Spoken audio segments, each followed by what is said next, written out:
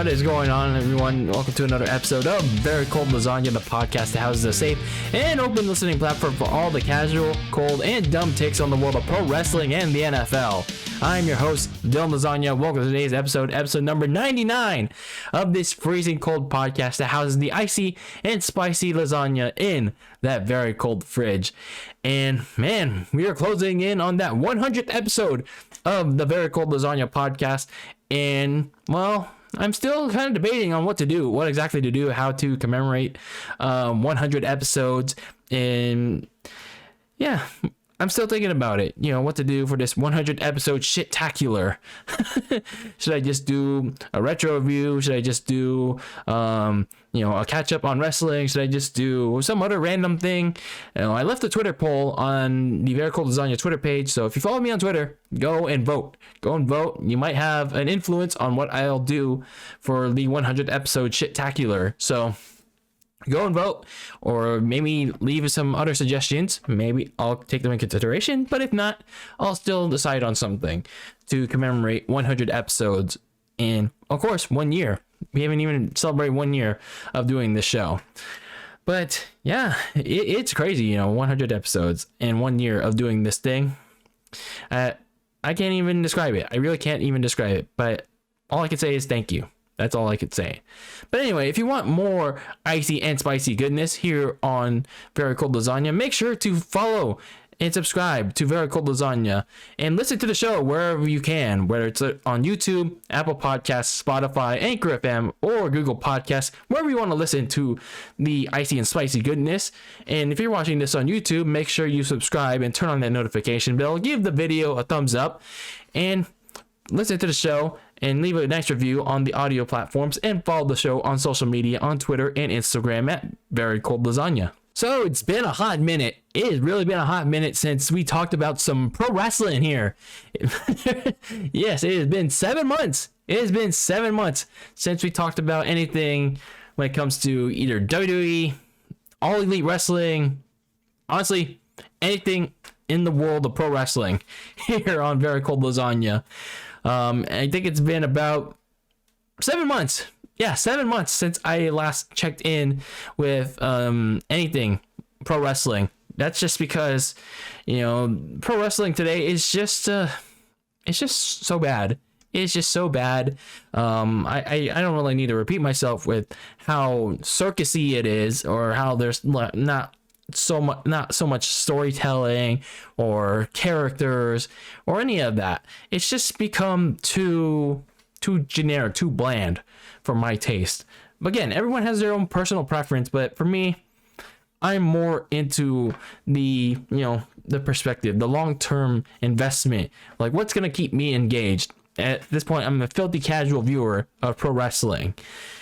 And such was the case with WrestleMania. Yes, this is usually the time where I would get all jumpy and excited for WrestleMania. It's WWE's Super Bowl. The Super Bowl of the NFL had already come and gone. We were in the off season, and then came the time for WWE's Super Bowl, WrestleMania. They have done 37 of these, 37 of these things, and now they're doing their 38th. They're about to hit their 40th in about 2 years. Like, holy hell. 38 WrestleManias, and holy shit. It is pretty insane. Now, for the last 2 years, the last two WrestleManias, it's been pretty meh. And, I guess a little bit understandably, because, they were pretty impacted by the COVID-19 pandemic, especially in 2020, when they were in the Performance Center. And then you go to 2021, you're back doing WrestleMania in a stadium, but, reduced fans. And then you have that rain delay that prevents the show from starting. And then you go back, you start this 2-night thing, which I will talk about in a little bit, probably later on during this episode. But anyway, it's a little understandable, I guess, as to why, these past two WrestleManias in particular were pretty shitty. And much prior to that, everything since WrestleMania 31, in terms of, the Manias, were pretty bad. There weren't that many good matches, not many good stories. The shows were they were pretty damn long. I still remember WrestleMania 35, their last singular day WrestleMania being nearly 8 hours. Yes, 8 hours long. Like, there should not be that many matches. There should not be that many things going on in a singular WrestleMania. There should only be one WrestleMania, one day of WrestleMania, 4 to 5 hours max, with the best of the best. Not everyone needs to be on WrestleMania. That being said, here we are in 2022. It's WrestleMania 38, and they're still doing this night 2 crap. Like, I don't understand it. I really didn't. And when you look at the card, when you looked going into the card for WrestleMania 38, especially when you haven't watched wrestling in such a long time, whether it's be for half of the year, a full year, or a whole decade, or I don't know, since the Attitude Era ended, wrestling, yeah, it's in a pretty bad state. But when you look at this card for WrestleMania, it looked pretty damn bad. And when you look at the build up towards this WrestleMania, it was not great. It was actually even worse than WrestleMania 31, and it even tops the list. It even tops WrestleMania 32 as the worst build-up. Now you can say, what about WrestleMania 9? WrestleMania 9. Well, I'm too young to remember WrestleMania 9. Maybe I'll go revisit that in an old Icebox review one day. But anyway, WrestleMania 30, the build to WrestleMania 38, if I remember correctly, there was barely any build aside from a couple matches. Yeah, the title for title unification match between Brock Lesnar and Roman Reigns. They were finally going to unify the WWE and Universal Championship match. More on that when we get into this review. Then you also had the match I was most particularly interested in.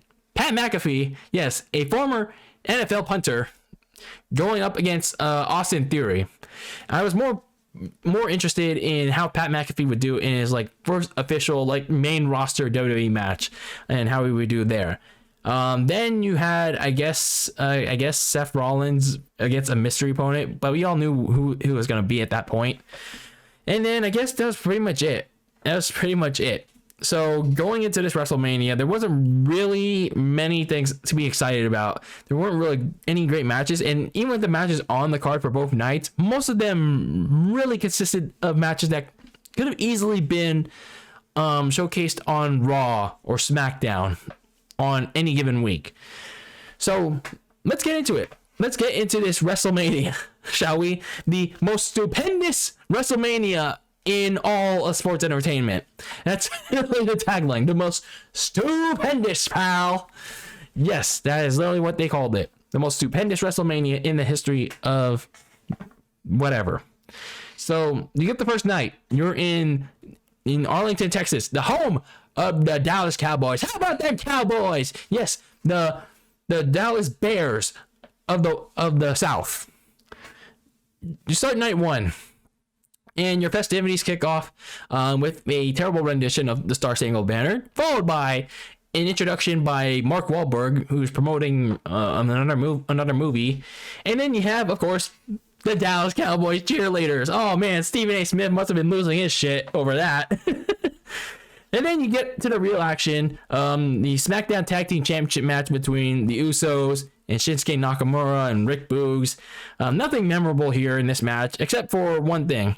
Rick Boogs, I guess Shinsuke Nakamura's guitarist, he tried to do a double Samoan drop on the Usos, but unfortunately his leg gave out and he suffered a torn quadriceps as a result of that spot. So tough luck. That's tough for him. And the Usos won this match, retained the SmackDown Tag Team titles with the 1D. I guess that's what they call the 3D for them. But overall, pretty forgettable match to start WrestleMania. So not a very good start for Mania when you have a tag team title match that honestly no one will even remember. And even worse, you have an injury occur during the match. an injury that could potentially keep Rick Boogs out of action for probably the remainder of the year in a spot that wasn't necessary. So then you go on to the second match, Drew McIntyre versus Happy Baron Corbin. And I gotta say this about Baron Corbin. I don't understand why they decided to rush the happy, not the Happy Corbin stuff, the bum ass Baron Corbin stuff. Because if you remember, like if you ever watched my my arena reactions when I went to Smackdown in San Jose, I was literally like shitting all over this Happy Corbin gimmick for a lot of reasons, and I still am because Baron Corbin could have like taken this bum ass gimmick and taken it all the way to the Royal Rumble. It didn't need to end him in Vegas, or what they could have done was like, oh, he hit the jackpot in Vegas, he gets all lucky, he can do the Happy Corbin gimmick, but then he gets broke in about a month or two. Then he goes back to being bum ass Baron Corbin. He gets down on his luck again. He loses everything. And then when the Royal Rumble comes around, he wins the Royal Rumble. And then he gets, I don't know, maybe a WWE title match against, I don't know. And I don't know if it would have been Brock Lesnar or Roman Reigns. But even if he lost, it's a good story. It was a good story. Like, but either way, they rushed this Happy Corbin shit. They could have played this out. They could have written some crazy things if they let this bum Baron Corbin thing continue. But nope, here we are. We still have this Happy Corbin gimmick that's pretty much run its course alongside whoever Madcap Moss is his like funny friend. Oh, by the way, when I went to that SmackDown show in October, no, it was pretty cringe. So another forgettable match, but it was kind of cool seeing Drew McIntyre fly over the top rope, even though Baron Corbin and Madcap Moss barely caught him. And then McIntyre became the first official person to kick out of End of Days, so I guess that's an accomplishment. I guess that was a way to protect Corbin's finisher.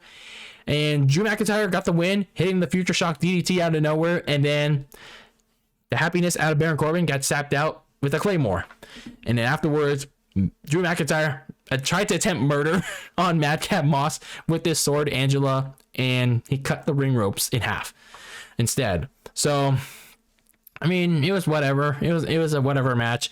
But I just hope that WWE at least builds up McIntyre, like slow burns him, like has him go through the mid card, maybe gives him a United States or Intercontinental Championship along the way, build him back up to a main event player, because when you look at McIntyre, I mean, sure, doesn't have the great mic skills, doesn't have like as much of a character, but if you build him back up, give him some like creative leeway, he can be one of the main guys in WWE. I mean, he had that opportunity in 2020, 2021, but of course the pandemic happened.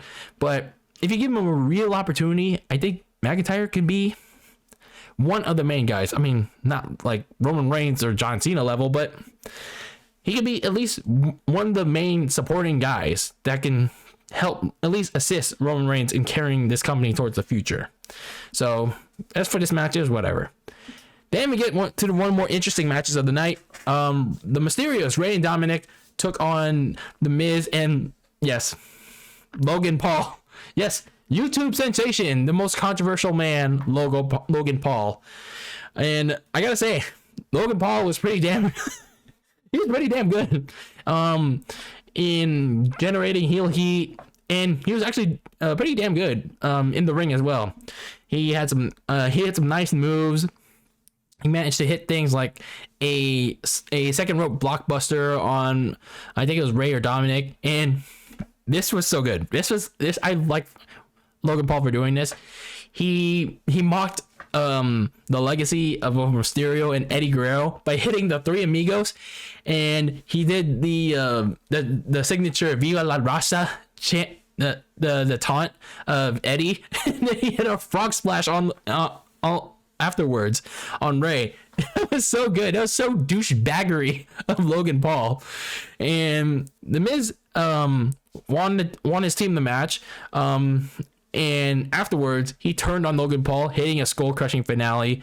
And the fans were ecstatic for it. They were literally cheering for The Miz, the Jizz, for turning on Logan Paul. So overall, this was a pretty good match in terms of making Logan Paul one of the most hated people in WWE in that night. And I gotta say, Logan Paul was pretty better than whatever his boxing matches produced. Ray and for this match, Ray and Dominic were not Ray and Dominic, Ray and The Miz were pretty much leading things off with the match. They were controlling the pace in this one, but I gotta say, Dominic and Logan Paul, they contributed pretty equally as well. So overall, I gotta say, I hope that Logan Paul and The Miz pick things up around SummerSlam, and that maybe that's what WWE is gonna do, maybe, because you don't just leave things hanging unless they're that stupid. I can see WWE picking this feud back up if Logan Paul's available, if he's not doing anything boxing or anything stupid on YouTube. But I can see WWE picking things back up between The Miz and Logan Paul. Like, Logan Paul probably not going to forget that The Miz turned on him, and they can probably have a one-on-one match in Tennessee Titans Town at SummerSlam in July. So then you get the Raw Women's Championship match between Becky Lynch and Bianca Belair. They had their big entrances. Becky coming out to a movie trailer and some like Hollywood entrance. Bianca Belair getting the Texas Tech HCBU marching band playing her theme song. So I guess that's kind of cool. And this is pretty much like kind of a match that, I don't know, they're just trying to get over with. Becky hit the rock bottom pretty early and tried to end it, but Bianca kicked out. And for pretty much the majority of the match, they were just trying to get the match over with some quick offense, fruit roll-ups, and hitting their best maneuvers. And the critical point of the match came towards the end, where Becky hit a rock bottom or the manhandle slam or whatever on Bianca on the steel steps, but Bianca somehow managed to get in the ring right before the 10 count, like in some sort of adrenaline rush, and Bianca reversed a rock bottom, flipping out of it somehow and grabbing Lynch for the KOD to win the Raw Women's Championship and get her redemption from SummerSlam in that 20-second, whatever was it, 6-second victory. So yeah, Bianca gets her redemption. Unfortunately, she also suffered a black eye because Becky Lynch botched a vertical senton, a front flip senton, because she kicked Bianca in the face on the way down. So, like, of course, she had to botch things. So, I don't know why this match was being so rated highly by people online, because I don't know, I wasn't seeing the same match. I probably wasn't seeing the same match as many other people, because this was a pretty uneventful match. So I'm not sure why people found this so great, so highly. There wasn't really much of a story behind it besides, Bianca cut the hair of Becky, when, maybe it should have been Becky who cut the hair of Bianca. She had an opportunity a couple weeks ago, and honestly, they only picked up this feud like literally just 2 months, not 2 months. It was 2 months before WrestleMania, when they had literally like, what was it, 7 or 8 months to do some kind of progress, and they weren't doing anything. They were just ignoring each other. So Bianca is your new Raw Women's Champion. I just hope that this time around, she better have the tools to actually be a ratings draw champion, but I doubt it, because whipping your tail back and forth is not going to do it. It ain't going to do it. But at least, it could be worse. We can still have the stale and repetitive AOP Water as champion and Becky Lynch as champion. So that's something. So then we had the two big matches of the night, and that was Seth Rollins against Mr. McMahon's handpicked opponent. Seth Rollins, all throughout WrestleMania season, was just desperate for his WrestleMania moment, because that's pretty much the theme of these two-night WrestleManias now. Everyone has to have a WrestleMania moment, and Seth Rollins was no different. So for Seth Rollins, he desperately wanted a WrestleMania moment because, well, his buddy Kevin Owens was going to have his WrestleMania moment with a certain someone. So we'll get to that in a bit. So Mr. McMahon, 6 days before WrestleMania, gave Seth Rollins his wish, a match at WrestleMania, but it was going to be against an opponent of his choosing, Mr. McMahon's. So Seth Rollins came out. I think he came out with a choir and some weird robe. I don't know what is it with Seth Rollins and Becky Lynch's like wardrobe these days. But anyway, as expected, Seth Rollins' mystery opponent, once the pyro went off and once the lights went out and a certain theme song played, it was Cody Rhodes. Yeah, it was literally Cody Rhodes. And he came out with everything that he had except for Brandy Rhodes from AEW. He brought the theme song, which, even though I don't like Cody Rhodes, pretty cool theme song. He brought the American Nightmare. He brought pretty much everything from AEW, again, except for Brandy. So they competed in pretty much like a typical indie fest match with all these crazy spots and false finishes, and I guess this was like kind of like Cody Rhodes' like story of trying to prove that he can at least hang with the best in WWE and trying to prove that he can be a top player. And I mean, I guess it worked to some degree, but there were a few botches that I wouldn't let slide. I wouldn't let it slide. Like, Cody Rhodes tried to go for a moonsault or reverse crossbody, whatever the heck he was doing on to Seth Rollins, but Seth Rollins almost didn't catch him. And Seth Rollins didn't catch Cody into a powerbomb on the outside. So he had to improvise and powerbomb him catch him safely and then prop him back up and then powerbomb him next to Corey Graves. So Cody Rhodes hit a Cody cutter for a near 2 count. Rollins hit a pedigree for another near 2 fall. And then afterwards, Cody Rhodes got an adrenaline rush, hit 3 straight crossroads, also in between, hitting a bionic elbow as a tribute to his dad, Dusty, to win a competitive match in his first match in WWE since 2016. So for a return match, I gotta say, it was kind of smarky, but it was pretty good for Cody Rhodes. Again, wasn't anything great, but it was pretty good for what it was. Both men putting on a wrestling showcase, pretty balanced, told a little bit of a story with Cody returning to the place that he left and tried to prove that he not only still belonged, but wanted to prove the man, Vince McMahon, wrong, that he could be a top guy. So it's kind of pretty much like that, what Thanos said in Avengers Endgame. You couldn't live with your past mistakes, and then what did it lead to? Back to me, or something like that. So Cody Rhodes, still in my eyes, it's like, what? Okay, he's not really a top guy in my eyes. He didn't cut good promos, but his ego really up here. So Cody Rhodes seems like he's going to be set on trying to challenge Roman Reigns for the WWE Championship or undisputed WWE Championship, so he can finally fulfill his late dad's wishes. But it looks like he's going to have to get past Seth Rollins once more. Sportsmanship be damned.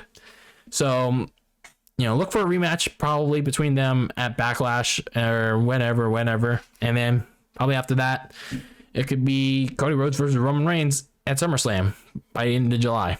Hopefully Roman wins. So then you get the Smackdown Women's Championship match between Charlotte Flair and Ronda Rousey. And yeah, this was not a great match at all. It's actually a pretty sloppy match thanks to Charlotte. She was botching her moonsault yet again, missing various spots, especially from an exploder suplex. And yeah, there was also the left titty, getting exposed on on the premium live event on Peacock. Yeah, and that had to get blacked out. I was like, wait, what's going on? And then, yeah, that's why. So Ronda, on the other hand, she tried to, make the match a little bit more interesting. She hit most of her moves pretty clean. And, she reversed a lot of Charlotte's moves pretty fast and, pretty clean.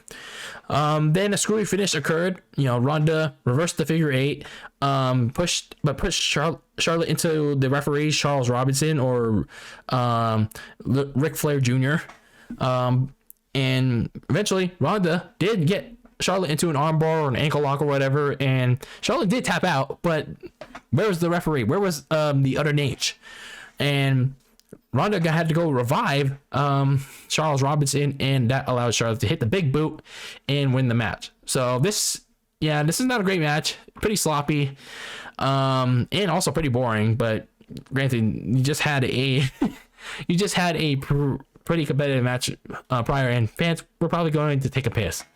And it looks like we're going to get another matchup between these two, probably as soon as Backlash. But yeah, considering the matchup that we did get at WrestleMania, yeah, are we really looking forward to this match again at WrestleMania Backlash? I don't think so. So then, in the final segment of WrestleMania Night 1 was the KO show between Kevin Owens and his special guest, Stone Cold Steve Austin.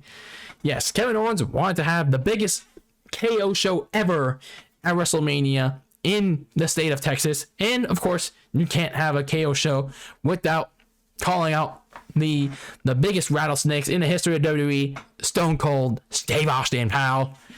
And during that segment, Kevin Owens mocked the state of Texas before Stone Cold Steve Austin came out celebrating with the fans, and then riding down with this signature ATV, and then had to sit down with KO, talking about all things Texas. But then Kevin Owens got down to business. He revealed that he tricked Austin into having it's just a simple chat, a simple interview, because he wanted a match. He wanted to face Austin in the ring. And Austin, he had a little bit of doubts. He was like, oh, I don't know. He was pretty silent for a good couple of minutes. And Owens saw it. He was publicly calling out his doubts. And Austin, he wasn't having none of, he eventually had none of it. He called out a referee. He accepted his challenge. And we had ourselves a no holds barred match, and my God, this was pretty cool. This is pretty cool to see.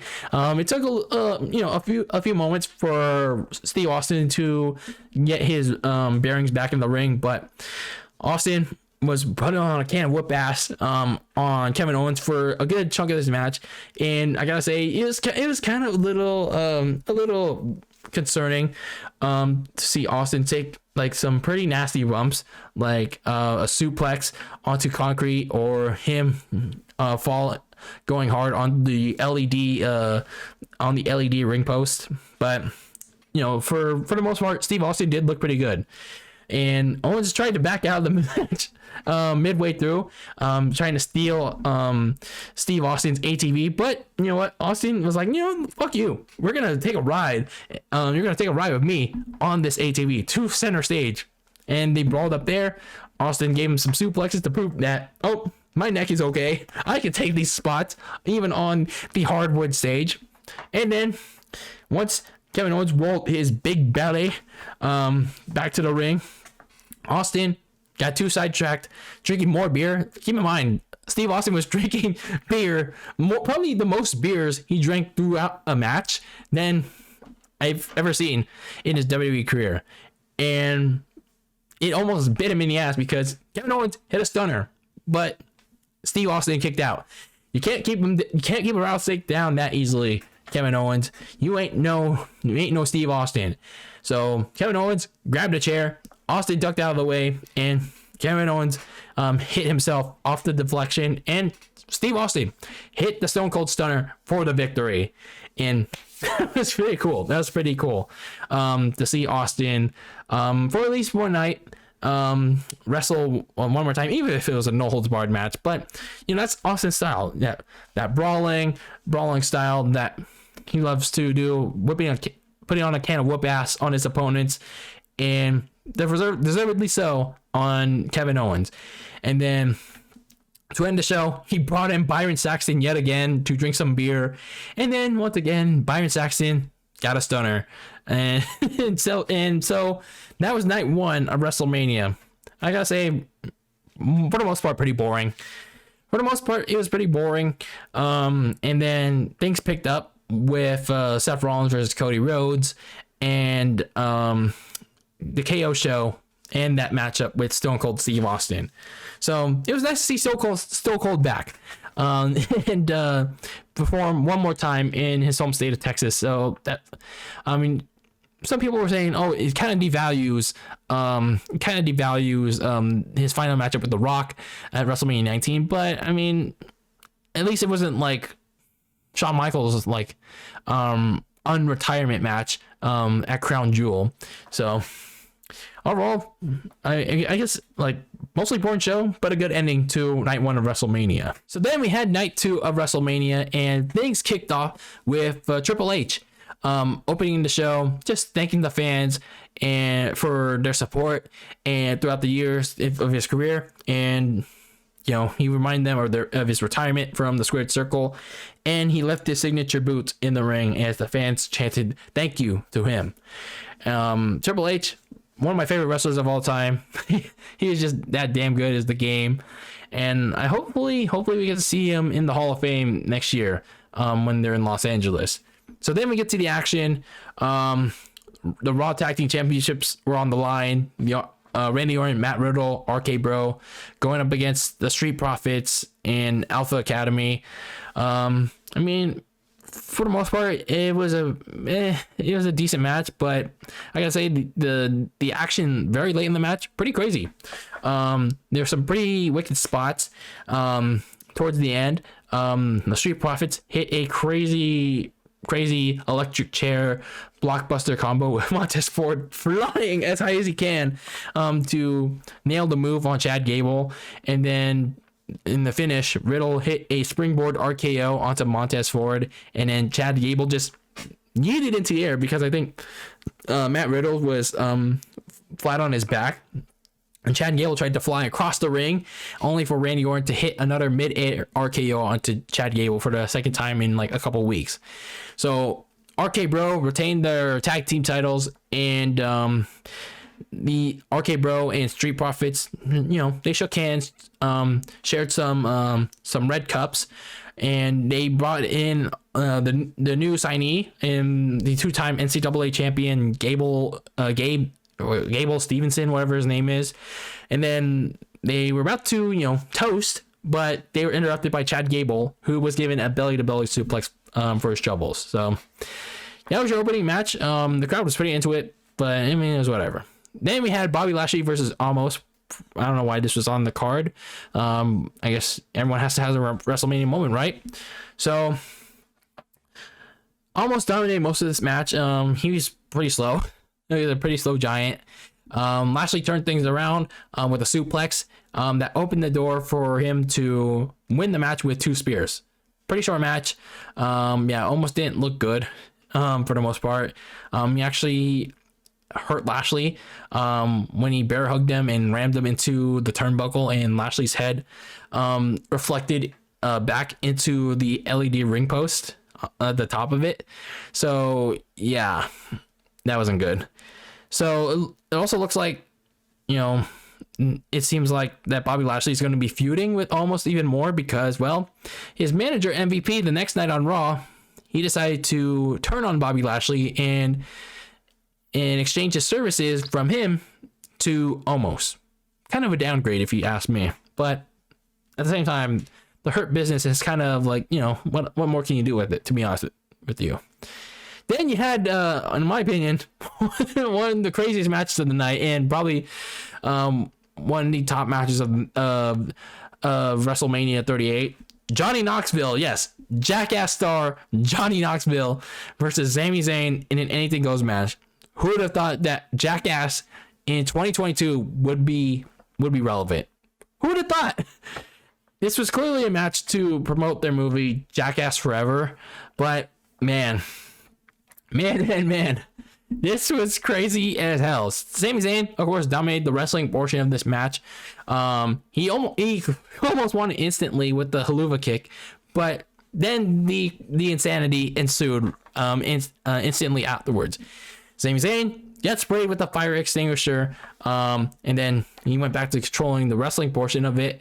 And then Johnny Knoxville did some crazy shit, like using two garbage can lids to play the crash cymbals, to disorient Sami Zayn. And then some dude named Party Boy came into the ring to dance on Sami Zayn like a male stripper, like Big Dick Johnson did back in the day.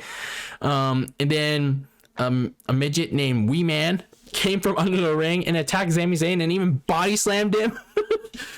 And oh my god, it was crazy. And the crowd was loving it. It was like pretty cool. And then when Sami Zayn went to go end things with, I think it was like a top rope move, Johnny Knoxville somehow set off the pyro on the turnbuckle, and Sami Zayn's butt caught on fire. And that set up Sami Zayn in a very unfortunate situation, because Johnny Knoxville got out some bowling balls, and you all know what happened from there. Sami Zayn got his nut busted, and that also included some mannequin legs. He got kicked in the dick. So Sami Zayn tried running away from Johnny Knoxville, but then he got slapped by a big hand. Oh god. It's just so wild. Like I can't really describe it in words how funny this was. You just have to watch it yourself, because me just talking about all the crazy spots in this match, it just doesn't describe how funny it really is when you watch it. So Johnny Knoxville eventually wins this match. He goes and tasers Sami Zayn, and in the most unusual way to win a match, he put Sami Zayn, who was just tasered, in a giant ass mousetrap to win the match. He pinned Sami Zayn in the mousetrap to win. Like, my god, that was a wild ending to a clusterfuck of a match. Now, of course, all the wrestling purist fans are not gonna like it, but from an entertainment standpoint, this exactly accomplished what they need to do: entertain the ever living fuck out of the true thing that pro wrestling fans need to do: entertain. Really, some of the most wildest shit I've ever seen in a wrestling fan, and I was thoroughly laughing my ass off all throughout. So kudos to both Sami Zayn and Johnny Knoxville for putting on such a wacky ass match, and a pretty fun one to that. So then you get to the Women's Tag Team Championship match. I don't know why these championships exist still, but nonetheless, you had the Tag Team Champions Queen Zelina Vega and Carmella defending their titles against three other teams in Sasha Banks and Naomi, going by the tag team name of Boston Glow. So revisiting their days of Team Bad. Rhea Ripley and Liv Morgan, I guess, and Natalya and Shayna Baszler. So Sasha Banks and Naomi were the only team that looked like a cohesive unit, probably considering they've been like the team with the most tag team experience together. But yeah, they won the match using a faceplant codebreaker combo on Carmella to win the women's tag team titles. So yeah, I guess this is their time to at least try to finally make the women's tag team titles relevant. But then again, it probably is not going to happen, considering that one team already broke up in Queen Zelina and Carmella the next night on Raw. And Corey Graves and Carmella are about to go fuck and marry for the next couple of weeks on their honeymoon. And then Rhea Ripley and Liv Morgan are teasing a breakup in the next couple of weeks as well. So what teams are honestly left for Sasha Banks and Naomi to defend their titles against? Natalya, Shayna Baszler? Some other random tag team? Like, there's nobody left. There's literally nobody left. I don't understand why these women's tag team titles still exist. there's just not enough women. How many times do I have to say this? There's not enough women. There's just not enough women on this roster for the Raw Women's title, the Smackdown Women's title, and the Women's Tag Team titles, for each of these separate titles to be defended on, especially the Women's Tag Team titles. I think in recent memory, the Women's Tag Team titles is the most redundant and most stupid tag team titles to be created. And this not being the you know what word. It's just honest. It's just me being truthful. There's just not enough women on the roster. Even on NXT, they have their own titles, and there's just not enough women there either. So like, why does this exist when WWE like clearly knows that there's just not enough women, like even in makeshift tag team form, to have these titles defended? It doesn't, like, it boggles my mind. It really boggles my mind. Even after all this time away from watching wrestling, it really boggles my mind why they're still trying to push having women's tag team titles on TV. It really doesn't make sense. What they need to do is merge the women's title into one, and then get rid of the women's tag team titles, because there's just not enough women to do it. Then you have one of the marquee matches of the night on night 2, Edge versus AJ Styles. Now everyone was getting ready for this matchup, and WWE was marketing this as a dream match between these two. And honestly, this match was it was whatever.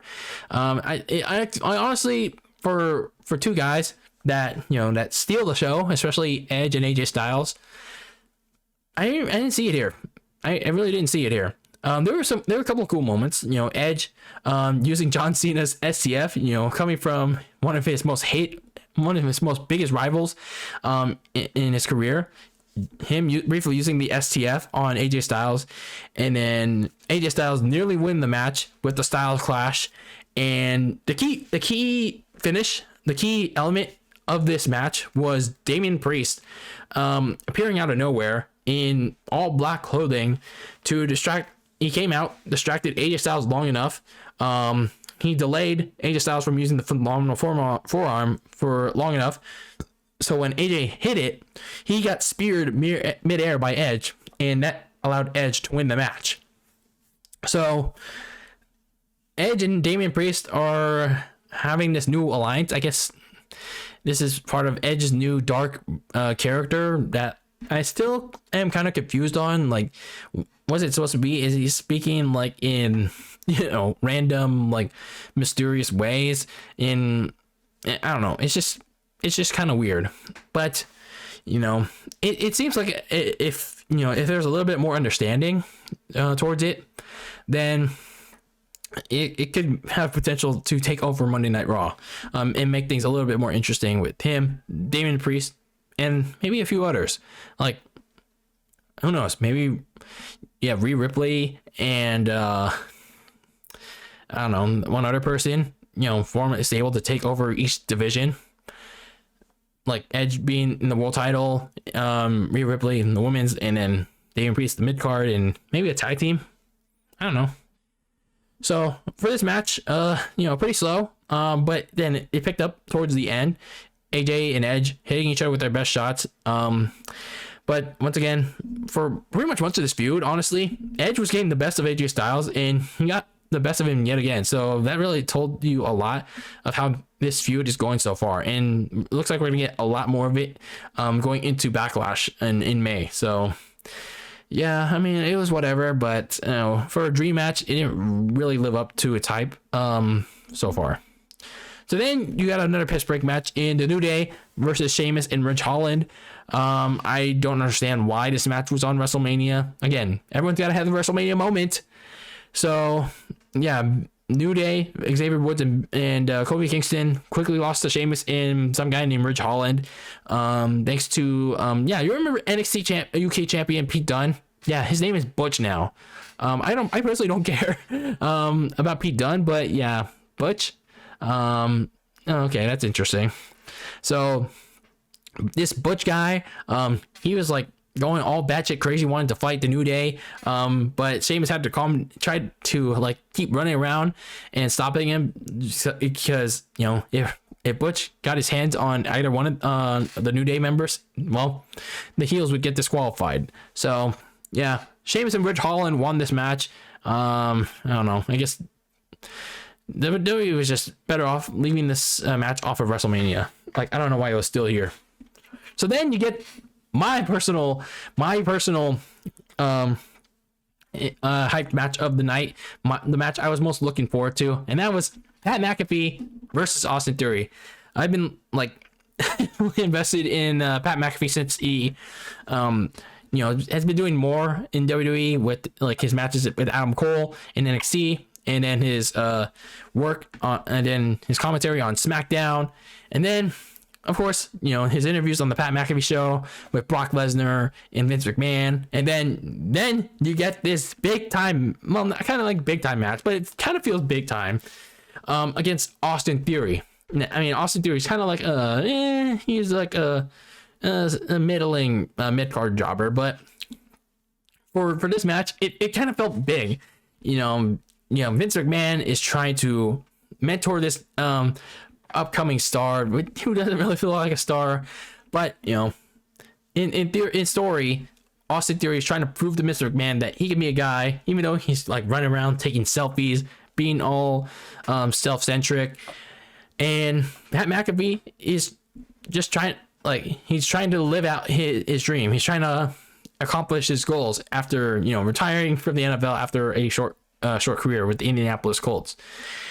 And my God, this was pretty damn cool. This was a pretty great match segment. Yes, it was a match segment pretty much. Pat McAfee, yes, it was a simple entrance, but it had the crowd so amped up. Coming out to Seven Nation Army. The crowd was going whoa, all throughout the entrance, and of course you had the Dallas Cowboys cheerleaders. I mean, it's fitting because McAfee is a former NFL player, and he has the NFL's most popular cheerleaders. Even though it is the Dallas Cowboys, but it's fitting for him. It really is fitting for a former NFL player in McAfee, and he punted a football towards the fans. So, simple but kind of effective entrance for McAfee. So for this match, Austin Durie did pretty good. Some hard hitting moves on Pat, and he pretty much dictated the match. Since he was the more, I guess, kind of more experienced wrestler than McAfee was, but Pat had his crazy moments too.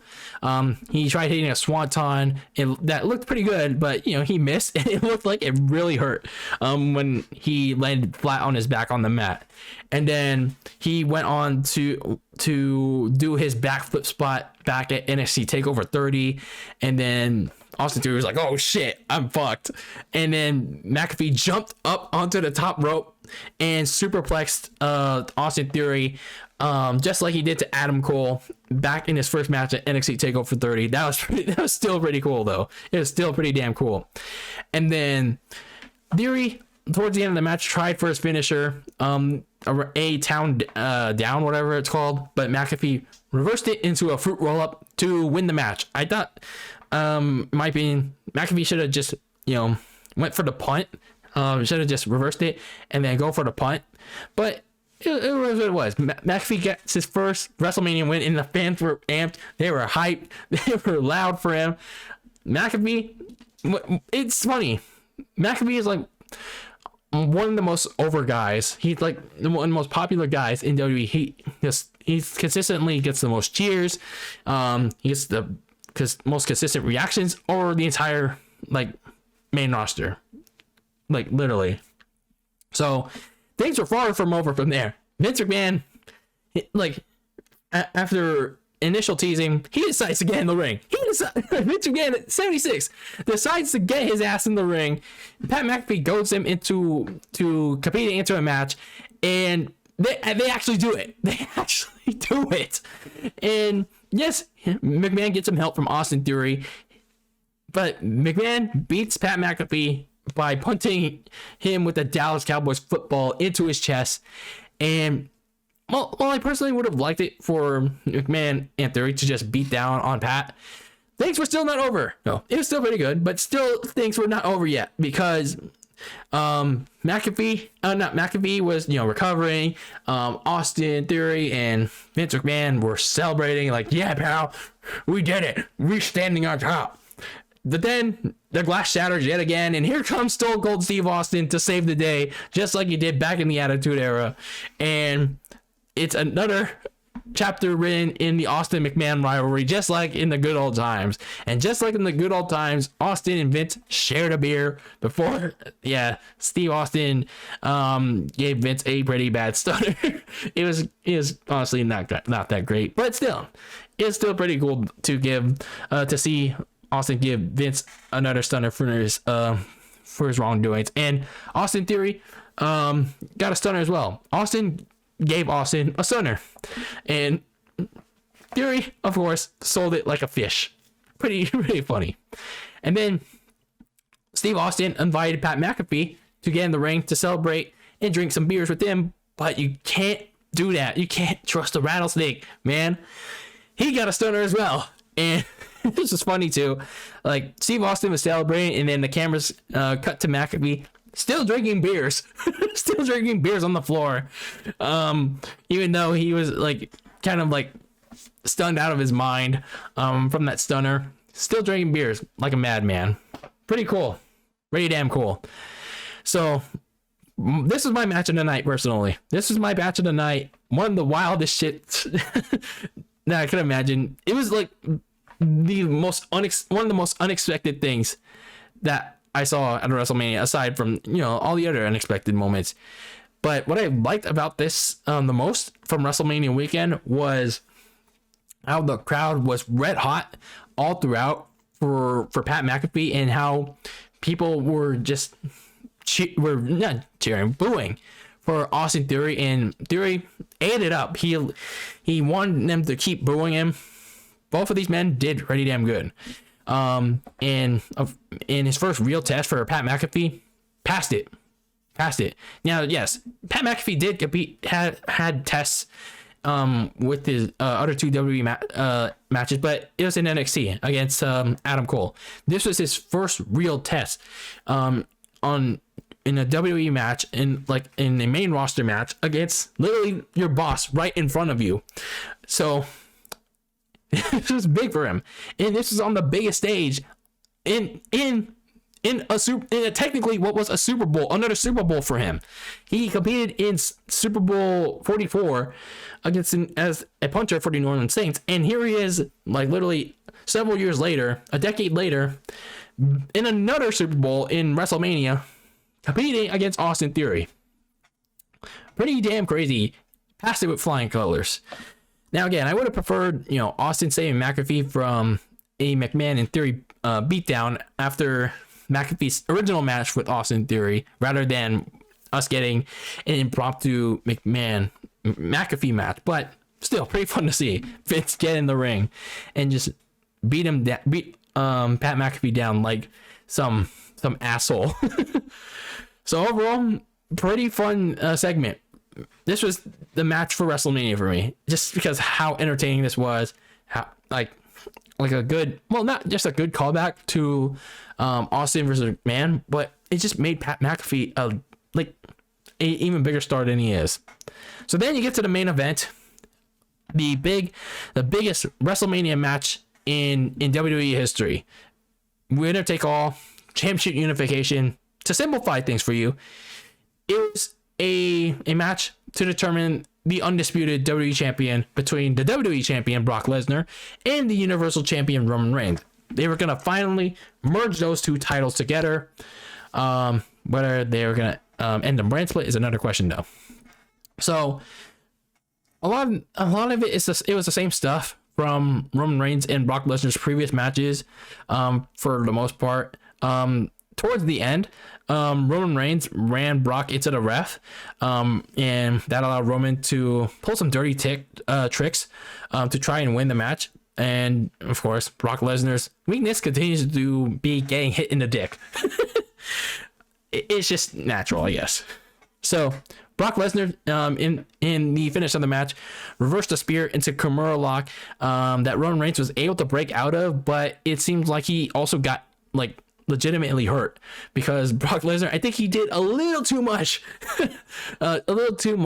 storytelling by actually breaking Roman Reigns' shoulder, but it looked like Roman Reigns was able to pop his shoulder back in and finish the match and get one last spear in to finally win a match against Brock Lesnar at WrestleMania.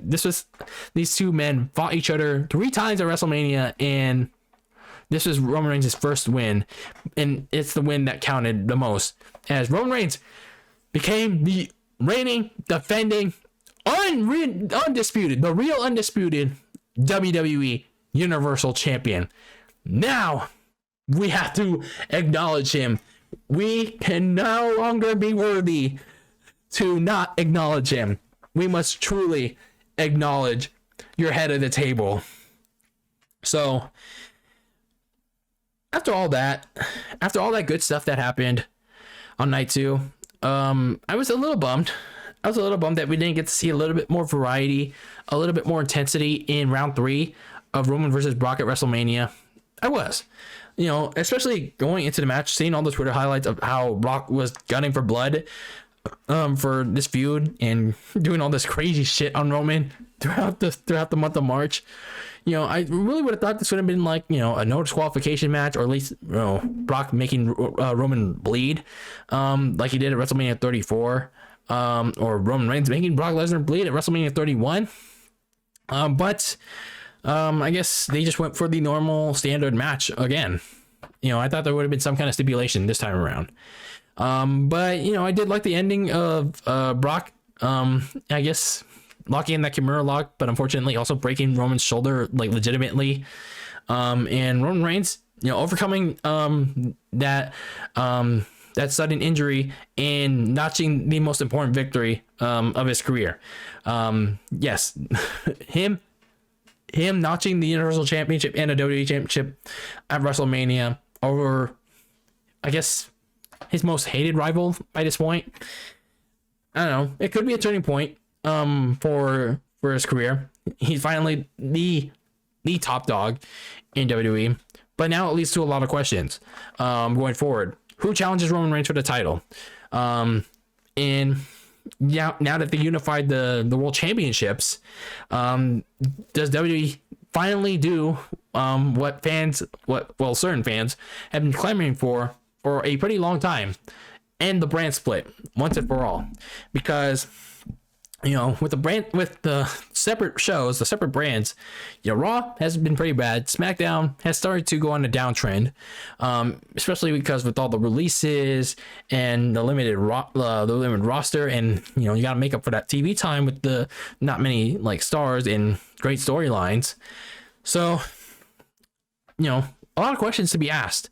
And for Roman Reigns, he's running low on legitimate challengers to face, both on Raw and SmackDown. And no, for all the people out there, Cody Rhodes is not going to be one of them until he proves me and many others otherwise. And I'm a little tired of seeing Brock versus Roman Reigns. At this point, I'm over it. I'm really over it. I mean, as much as I like Brock Lesnar, as much as I like Roman Reigns, I mean, their matches are pretty much the same. You already know what's gonna happen, like not from start to finish, but in between. So I don't know. We'll see what happens with Roman Reigns. Whatever he has in store, as long as he's your reign defending, your head of the table undisputed champion, it's cool with me. So overall, WrestleMania, it had a pretty shitty build. Even worse than WrestleMania 31 and 32. I gotta say, it was good. I gotta say, I hate to say it, for someone that hadn't watched wrestling in over 7 months, that had no idea what the fuck was gonna happen at this WrestleMania, didn't pay attention to the build, didn't pay attention to storylines. Even if I checked in on like Twitter highlights or YouTube clips, I would instantly forget them. I would honestly instantly forget them. What happened. But for the most part, pretty good. I gotta admit, pretty good. Night one was pretty but night two, pretty exciting. Like, pretty damn exciting. Two matches were pretty but night two overall was the better night. It had everything for everyone, whether you were a hardcore fan or a filthy casual like me. There was something for everyone to like on night two. And this might be an unpopular opinion, but night two alone could have been the single WrestleMania card. Just add in Kevin Owens versus Steve Austin, and then Seth Rollins versus Cody Rhodes, and then take out, like, let's see, replace the women's tag team title matches with one of the Raw Women's Championship matches, or you got yourself a 4 to 5 hour WrestleMania right there. Like, that's a single WrestleMania card right there. And I think that's the biggest problem. This is the biggest problem with WWE and WrestleMania nowadays. 2 nights, it's too many. It's too many. And I think WWE has seemed to have forgotten that WrestleMania should be what it used to be, and it always, to be honest with you, honestly, it always should have been. One night only, on a Sunday night or a Saturday night, depending on what your preference is. One night only, with the best storylines, the best wrestlers that have worked and earned their way to the show, and not some 2-night event that just hands out participation awards, participation papers, participation trophies for having a spot on WrestleMania or having a WrestleMania moment that doesn't feel justified or earned. Now, I know what you're thinking. Whether you're listening to me on the app, on Spotify or Apple Podcasts, or you're looking at my face on YouTube. If you're finding a way to misconstrue this as me saying that I want the 1 day 7-hour plus WrestleMania back, then that's not, I'm gonna make this explicitly clear. That's not what I'm saying at all. This is not what I'm saying at all. I want what WrestleMania used to and should have been, a 4 to 5 hour showcase with a 1 hour pre-show at best that starts at 4 o'clock Pacific time and ends at around 8 or 9 o'clock. It should be a showcase for the best of the best that has had the storylines that have been set out for several months prior, and has the best wrestlers, the best entertainers for that matter, and not something that's been juggled together at the last minute. That's what WrestleMania should be, and it honestly should have always been. Just imagine if the NFL had 4 teams across 2 days play in the Super Bowl, and, well, 2 teams face off in 2 games, and 2 of them get Lombardi trophies in the end for winning. Woohoo! It would feel as devalued as WrestleMania currently is. But sadly, WWE is going to continue to milk this cash cow again next year when they go to Los Angeles in Rams House, aka SoFi Stadium, home of the reigning defending undisputed Super Bowl champions, for WrestleMania 39. Not only is it a problem for WWE, it's a problem for fans.